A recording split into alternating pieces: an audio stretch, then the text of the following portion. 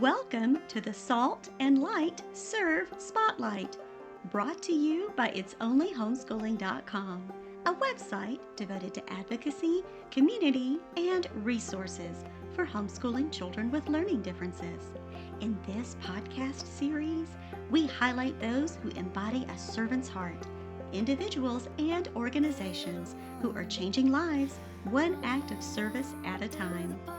Hello, everyone, and welcome to our show. My name is Kimberly Bennett, and I am your host. If you're new here, welcome. Thanks for giving us a listen. A little bit about me. I am a licensed professional counselor and former middle school guidance counselor turned homeschool mom of one. I am also an advocate for homeschooling children with learning differences.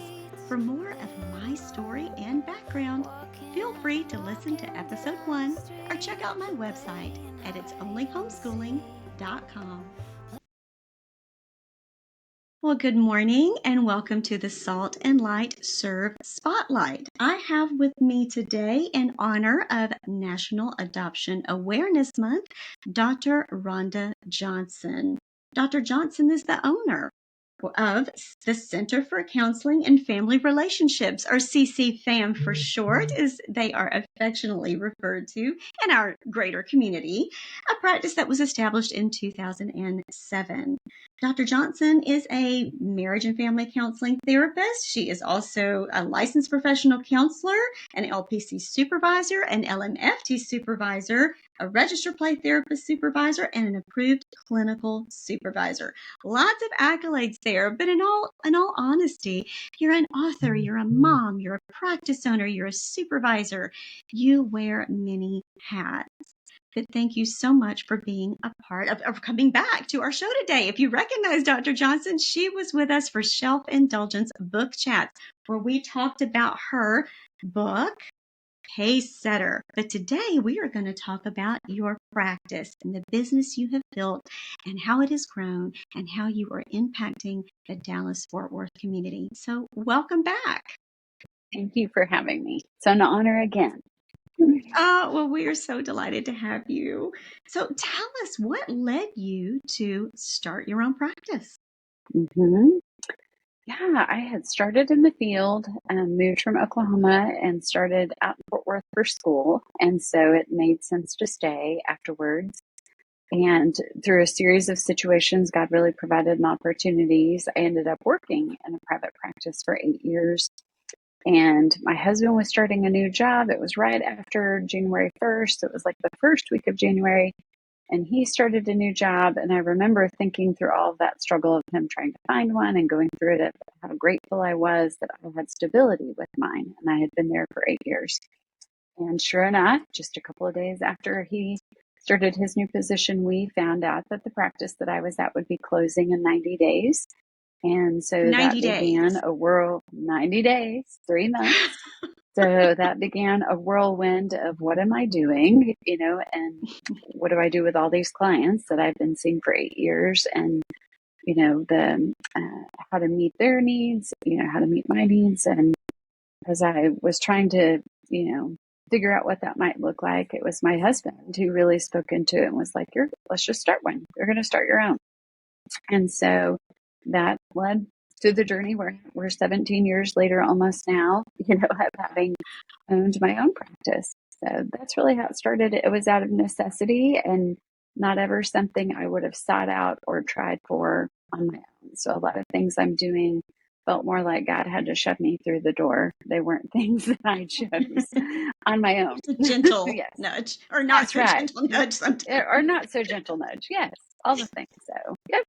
So that was how it started. All the things. I think sometimes God does have to give us those nudges, or we would never go in that direction. At least that's me.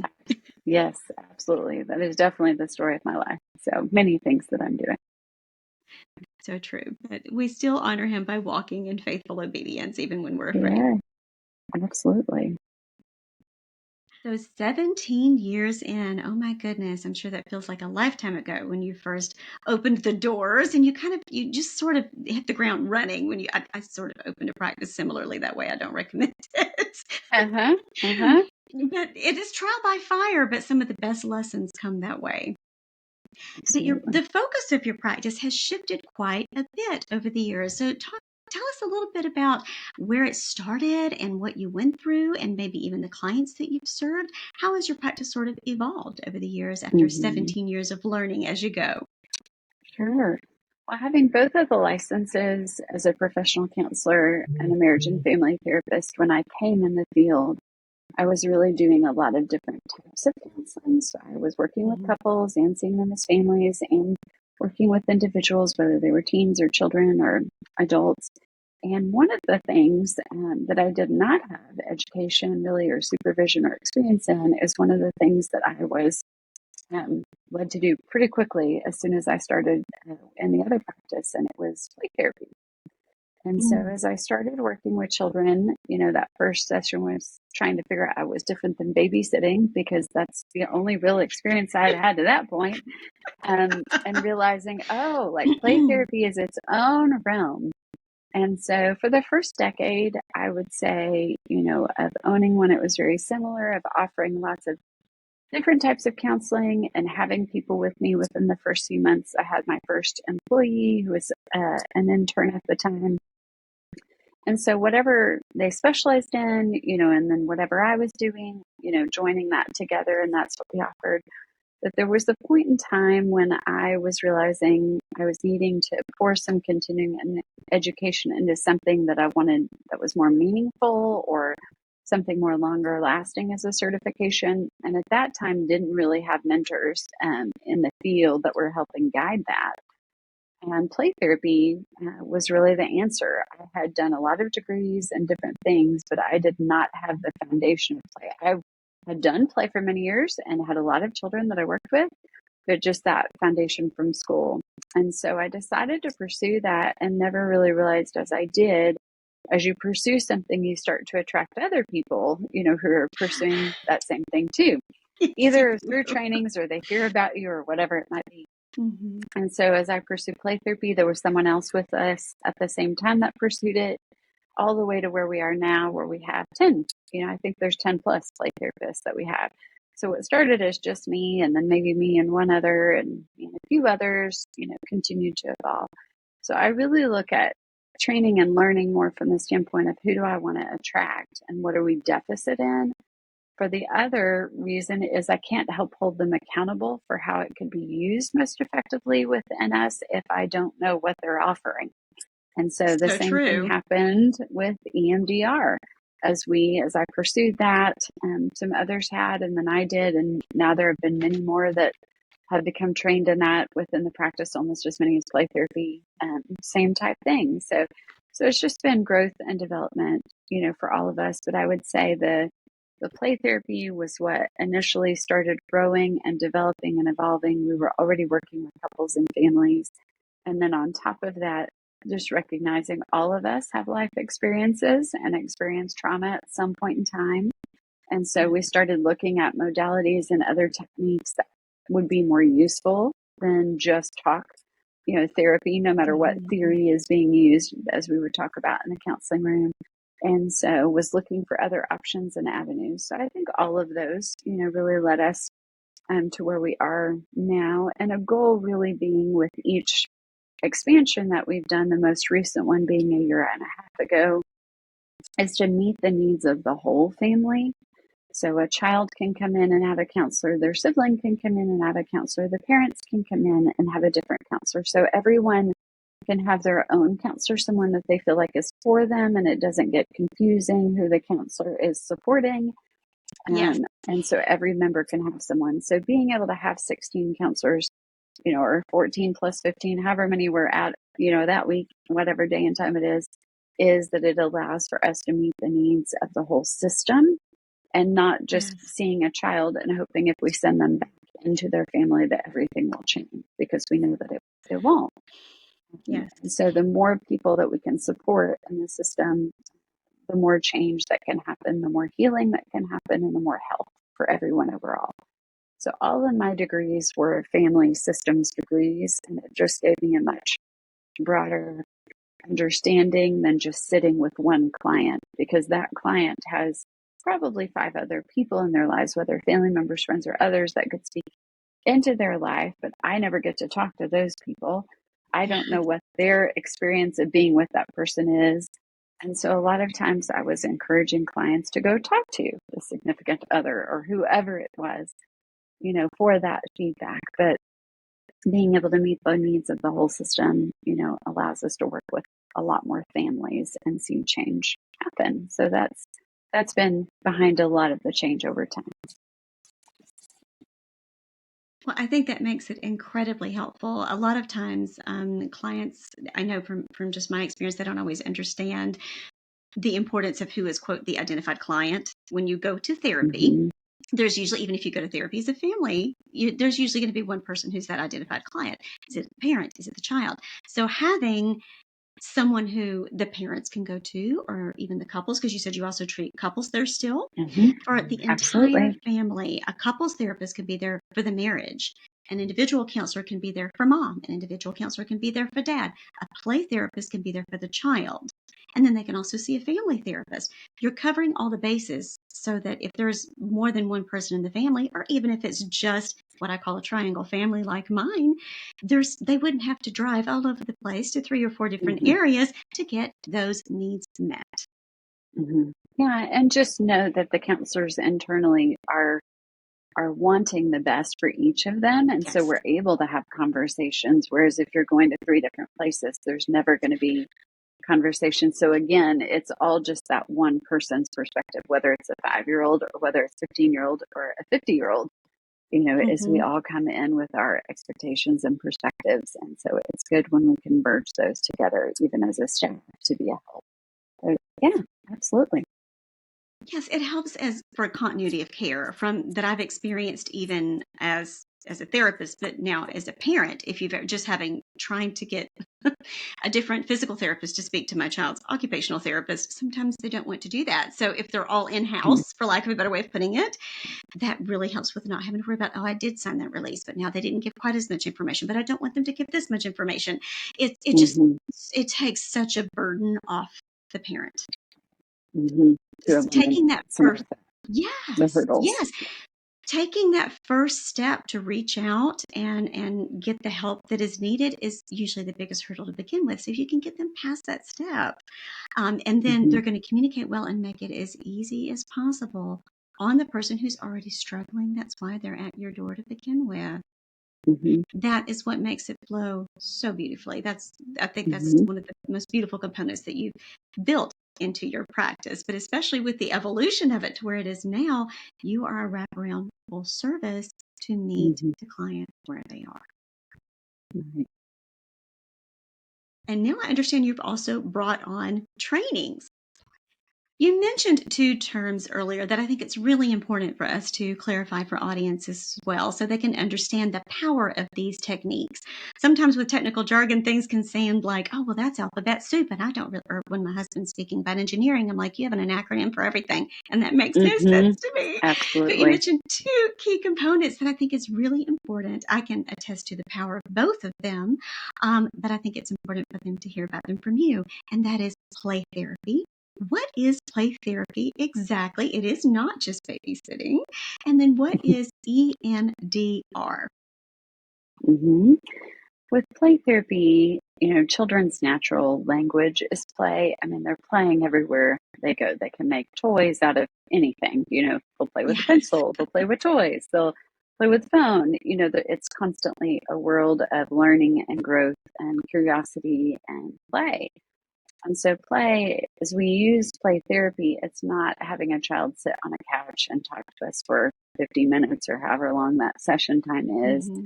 because that's not their natural language, and they don't even have conscious words, to put together to explain what's going on in their lives.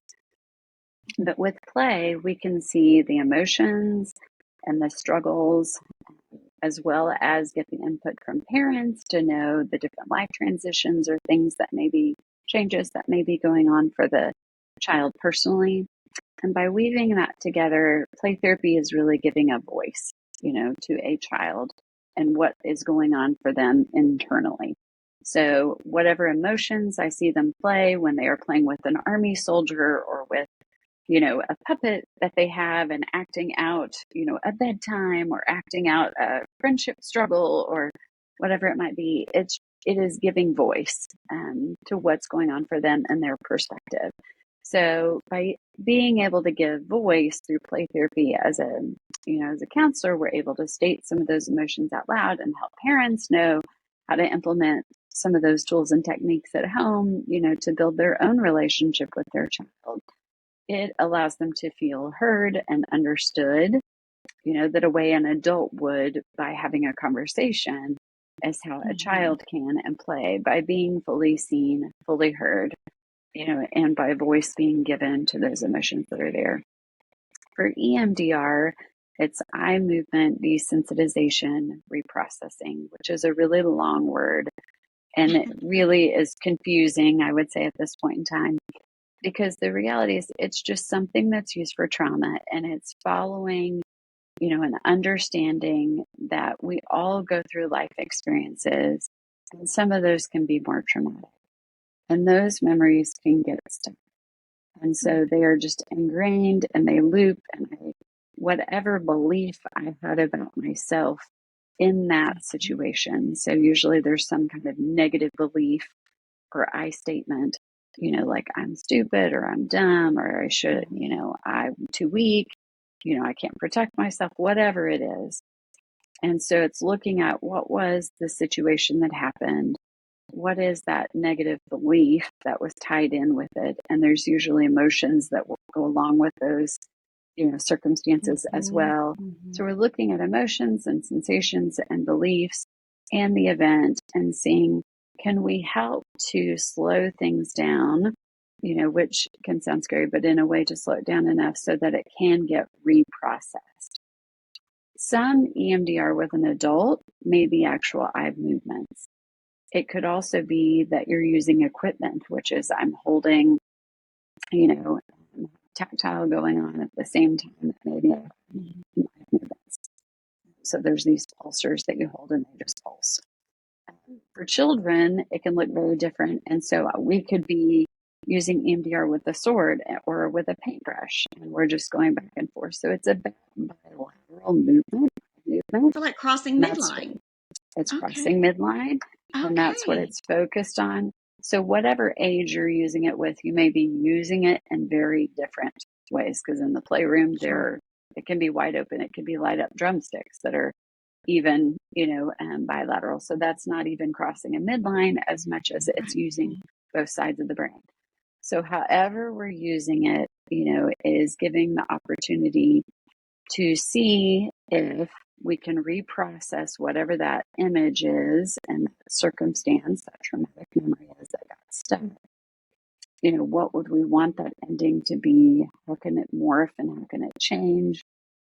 What would we have needed at that point in time for it to be different? So just like a storyline, it can get to a different ending. It's not that it's forgotten, because the story is never forgotten, but maybe it's not a brokenness, that is you're not able to overcome.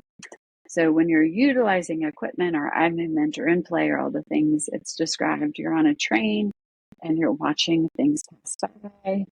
And so at certain points in time, it's like, just notice there's a tree, there's a house, like, oh, I see some farmland. We're seeing images pass by, and that is like the traumatic memory and moments that were with it is letting them pass by. You don't sit in it and talk about it for hours on end with lots of grief and turmoil, but nothing changes, because I have the same feelings when I walk out that I had when I walked in, but allowing for some reprocessing. But it looks different for each person depending on the age, issue, all the things that they're coming in. But that's a very brief description is to help things become unstuck. So it sounds like both of those could actually be used, the play therapy or the EMDR, for trauma-informed care, as you had mentioned. Absolutely. So we combine them, often. So it just depends on the needs and the training, of each counselor who's with them and what they have to offer. But it is something that can really be helpful, because as we know with children, they're not getting choices and a lot of happens to them. And so how do we help to bring some more sense of having courage, power, and ability to overcome, and not just life has happened to me. I hear so many benefits in those services, from empowerment, control, locus of control, which is, yes, I can do this. I can feel empowered through this, and the world doesn't have to happen to me. I not control what happens to me, but I can control what I do with it and how I respond to it. Mm-hmm. So many beautiful techniques that I could see, that I've actually seen my son benefit from, and I can see this very beneficial for a service that your practice is offering. I selected your practice for this month because it is Adoption Awareness Month, and your practice actually does a lot of work for adoptive and foster families. Would you share with us your personal journey with adoption and how that has influenced your work? Mm-hmm. Absolutely. Yeah, so my husband and I, as we got married, you always have those expectations and the dreams of what you think life is going to be like and the timelines that will include. And that was just very much not what God had in store for both of us. So as we got married and started looking at having children, we did end up on an infertility path, and taking some different steps, on that path, and it got to a decision making point of doing in vitro, or choosing adoption, either one, with the hope of it leading to obviously becoming parents in the end. But for me, I had a parent that had been involved in a lot of ways with big brothers, big sisters, and with adoption in our community growing up. And so it was not something that was foreign to me at all. And I had done trips with foster care children, as well as foster care children coming through our home and meeting them, and all those types of situations from a very young age, like at 4 or 5. And so it really was, there was just no question on what that answer needed to be for us. And that adoption was just the natural choice. If it was showing, at this point in time that this is what we were facing, that we would make that choice. And so, yes, so we ended up, it was really, it was not supposed to be all the things it was that it became, but it was a 9-month journey from when we found out that we would never be able to have children until she was in our home. We were in, and at that point in time, they had it broken between, I would say, they had it separated. I won't say broken, but separated between, like Caucasian and domestic adoption, and then biracial and other types. And we honestly were in, on a side of like, we're open to whatever child needs to be in our home. Mm-hmm. So God had his own path on that. So 9 months later, we became parents, and we thought that would be, our first time adopting, and there would be others. But through a series of life events and my husband pursuing another degree and just different things along the way, we never, it never came to a point of realizing this is the moment to go back to adopt again. So she is our one and only that we have now. And honestly, she knows her birth family and her birth siblings. So she never wanted to have other siblings within our home. I'm laughing. So my son loves being an only. there you go. So she very much, so interesting, like the birth order thing. She's a middle child and very much has middle child traits, while at the same time she's an only. And so there's this, the spoiled special pieces of that. So it is very interesting to see it all intertwined. So as I did adopt, and play therapy was ramping up here at the practice, and me offering it and others coming alongside who were, it just was really a natural fit, and that a lot of adoption and foster care agencies started referring to us. And I had also started pursuing the trust-based relational intervention training that a lot of the foster care agencies within DFW and around, that they utilize to train foster parents. And so having that training, as well as having a personal story, as well as offering play therapy and counseling, and so being very knowledgeable and working with kids, I would say it was a very natural fit. And that's how, our practice ended up being more involved in the adoption and foster care community. So we've made choices, even being involved, with Medicaid and other things that are specifically for those families, and only for them along the way. And we recognize we take insurance and are in network providers for a majority of panels. And that also became a piece because many of these families are struggling as they adopt, and the kids have needs, and they don't have the ability to self-pay with every provider. And so it Right. was just a natural fit because I'd also chosen for the practice to be set up that way, to be a ministry to the family. Yes. So we have attracted many children. It's not the only client that we see. We have lots of adults and couples and others who come through too. But children became something, and in the adoption foster care realm, it was a passion that I had. And so I've also made sure that every counselor that we have that works with us, that I have trained them in the TBRI, at least foundation, just like a parent can be trained in when they're wanting to become a foster care parent. So I am a full out practitioner, which is a much longer training and extensive and more money and other things involved. But because I'm a practitioner, I'm able to train them. So it's allowed our practice to stay really focused on the needs of kiddos who've been through a lot of trauma. You mentioned a powerful resource and therapeutic tool that you used, TBRI. Could you tell us a little bit more about what that entails? Sure. And that would go into even the resources that you wanted to get to today, too. Yes, yes. So, trust-based relational intervention was originally, the research and the development of it was done by Dr. Karen Purvis at TCU. Well, Texas Christian University is in our stomping grounds Yeah. because we're in Fort Worth. Yes. And so pretty natural. And as she developed it, her goal really behind it, their program is a child development program. It's not counseling and it's not social work. So it was a part of TCU that was really focused on just children, their development and growth, and getting to health and healing when they've been through difficult circumstances in life. And so through that, she ended up developing the TBRI training, and it was really used to train parents. So when you go to TCU's website, you can put TCU TBRI in and just Google it, which is what I do. I can't even remember what the URL is. And it will pull up the information about TBRI. You can take trainings that are on demand online. They had books and resources. She wrote a couple of books, The Connected Parent, and then there's another one that's out too. And so it's just been a really great resource for understanding how I would say trauma impacts children. So how does it impact brain development, behavior, social, emotional, all learning, all those different types of things that, those of us who have adopted see, and I still experience. Our daughter has been in our home since she was 12 days old, but she's about to enter senior year, and there are still learning challenges and difficulties and resources that I'm finding out about, and searching for her to consider, like, what are options after, high school. Is college something to pursue, or do we need to be on a different path?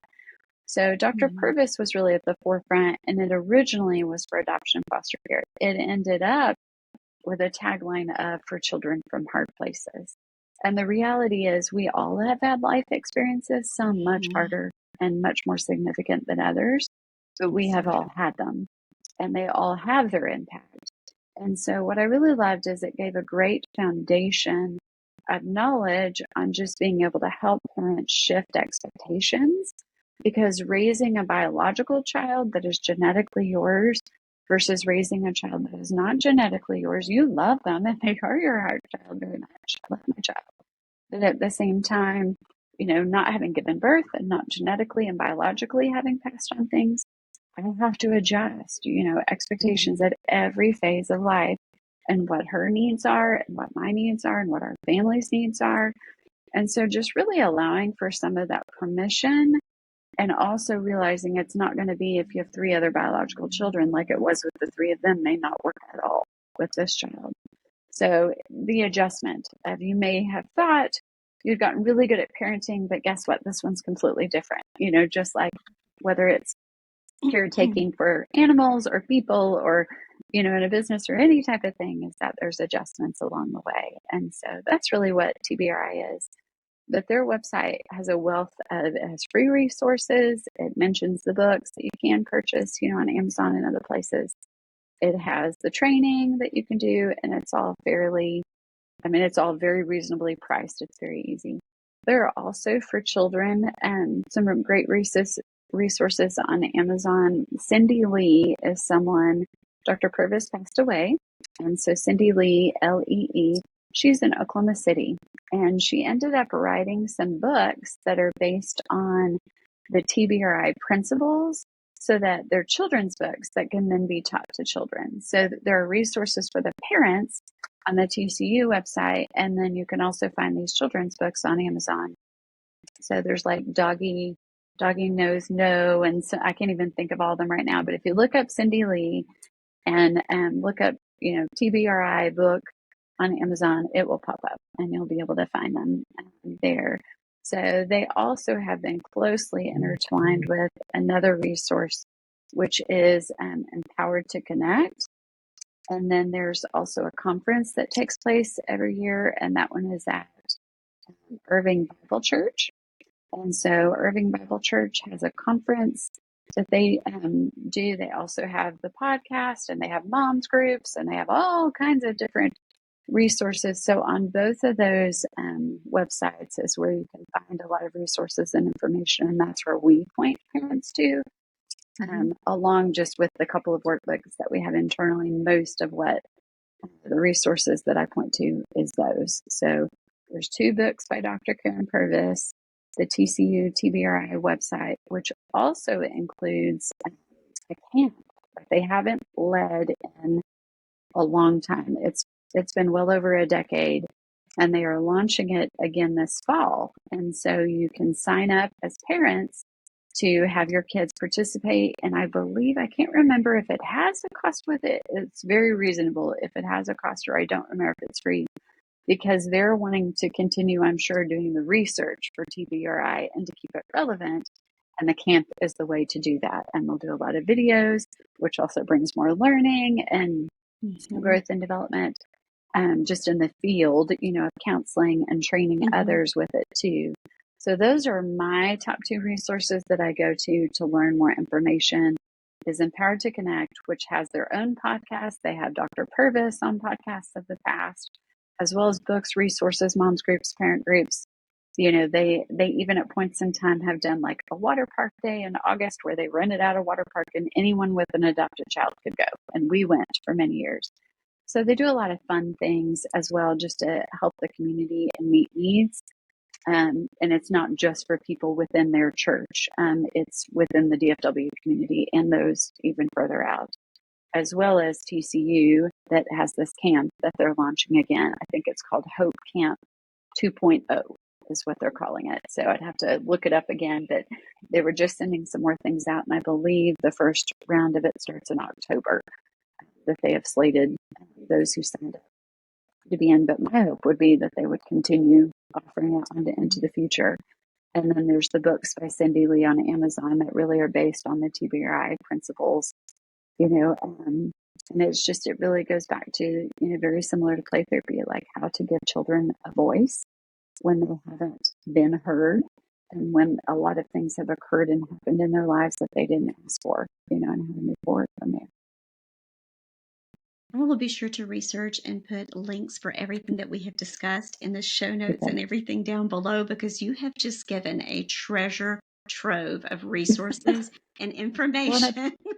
Thank you for listing those wonderful outside house resources, but you also have 2 beautiful workbooks that are in-house.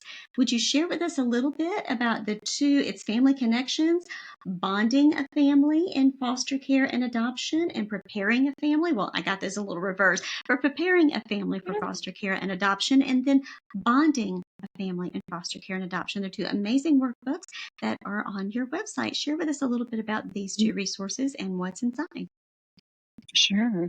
So we were leading trainings, being asked to lead trainings occasionally for some adoption agencies nearby, and some polls that they really found and that we found as we started having more conversations and trying to meet the need for them, was that they were working on helping foster parents be prepared that any biological children that were already in the home and about to have an adopted sibling, there was nothing for them.